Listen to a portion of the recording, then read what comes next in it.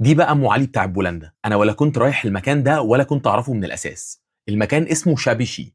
انا قعدت ويتنج ليست لحد ما العسل دي طلبت اوردرها، وبعد كده لعبت الراجل المحترم ده اكس او. هو غلبني بس برضه اداني ال 20% تخفيض على الاوردر.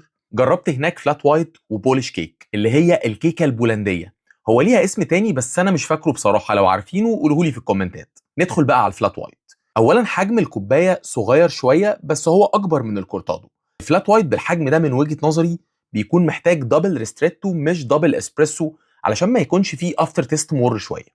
بس في المجمل القهوه حلوه جدا والباريستا اللي هناك محترف. تعالوا بقى نشوف البولش كيك دي بتقول ايه. هي عباره عن عجينه الاكلير وعليها بيستري كريم وميكس بيرز ورشه سكر. هي تبان تقيله شويه، بس خليني اقول لكم ان دي من اخف الحلويات اللي كلتها مؤخرا. قوامها هش كده وكلها طبقات كريمي، سكرها قليل، والميكس بيرز اللي فيها ظابط المزازه مع التسكيره. حاجه تحفه فنيه والله.